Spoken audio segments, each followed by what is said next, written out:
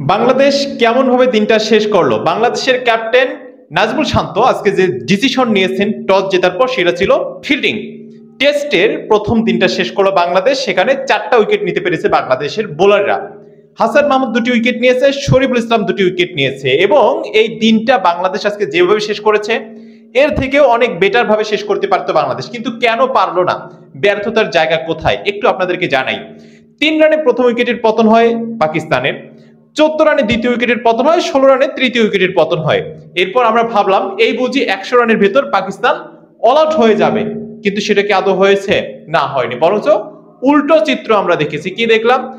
98 রানের চতুর্থ wicket partnership দেখলাম। 98 রানের চতুর্থ উইকেট পার্টনারশিপটা ভাঙলো কত রানে গিয়ে? 98 রানের চতুর্থ উইকেটের পার্টনারশিপটা ভাঙলো 114 রানে গিয়ে। এরপর আরো একটা ম্যাজিক, 114 রানে যখন চতুর্থ উইকেটের পতন হলো, এরপর হয়তো আমরা ভেবেছিলাম আরো 2-1টি উইকেটের আর্লি পতন হতে পারে, এটা হওয়াটাও স্বাভাবিক যেহেতু থার্ড সেশন, কিন্তু কেন হলো না? আমাদের বোলিং ডিপার্টমেন্টের কিছুটা ব্যর্থতা বলা যেতে পারে। দেখুন, 158 রানে তারা দিনটা শেষ করলো 4 উইকেটের বিনিময়ে এবং শেষ দিকে গিয়ে এই 5 নাম্বার উইকেট জুটিতে 59 বলে 44টি রানের পার্টনারশিপ তারা গড়ে তুললো। বাংলাদেশের এই জায়গাটা তো আরো বেটার হতে পারতো, বেটার হলো না কেন? আমরা যদি নাম ধরে বলি, সাকিব আল হাসান একদম শেষের দিকে গিয়ে 2টি ওভার করেছেন, 12টি রান দিয়েছেন, উইকেটের দেখা পাননি। মেহেদী হাসান মিরাজকে যখন থেকে নিয়ে আসা হলো তখন থেকে মার খাচ্ছিলেন, ওভার প্রতি তিনি একটা সময় দেখা যাচ্ছিল যে 6-এর উপরে 7-8 পর্যন্ত রান দিচ্ছিলেন।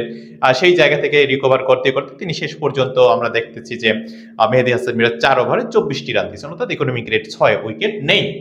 অপরদিকে নাহিদ রানার যদি কথা বলি, নাহিদ রানা 10 ওভারে 48টি রান খরচ করেছেন, তার ইকোনমিক রেট 4.8। আর হাসান মাহমুদ 13 ওভারে 3টা মেডেন নিয়েছেন, 33 রানের বিনিময়ে 2টি উইকেট শিকার করেছেন, তার ইকোনমিক রেট হচ্ছে 2.54। অপরদিকে মোহাম্মদ শরীফুল ইসলামের যদি কথা বলি, মোহাম্মদ শরীফুল ইসলাম 12টি ওভার করেছেন, 4টা মেডেন নিয়েছেন, 30টি রানের বিনিময়ে 2টি উইকেট শিকার করেছেন, অর্থাৎ হাসান মাহমুদ এবং মোহাম্মদ শরীফুল ইসলাম প্রায় কম্পেয়ারিং জোনে সেম। অন্যথায় আরো 3 বোলার ব্যবহার করা হয়েছে, তাদের পজিশনটা খুব ভালো দেখা যায়নি।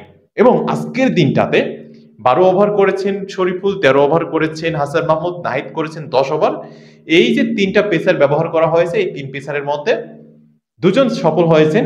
আরেক পেসার কিংবা আরেক স্পিনার যদি আজকে সফল হতে পারতো, তাহলে বাংলাদেশের দিনটা আরো আরো বেটার হতে পারতো। যেটা হয়নি সেটাও হয়তো হয়ে যেত, অর্থাৎ মিনিমাম 5 থেকে 6টা উইকেটের পতন আমরা দেখতে পারতাম, যেটা আমরা দেখতে পারতেছি না এই মুহূর্তে। আগামীকাল বাংলাদেশের জন্য চ্যালেঞ্জটা নিতে হচ্ছে। সকাল থেকে মর্নিং সেশনে বাংলাদেশ যদি 2 থেকে 3টা উইকেটের পতন ঘটাতে পারে, বাংলাদেশের জন্য অবশ্যই একটা বেটার দিন কাটবে।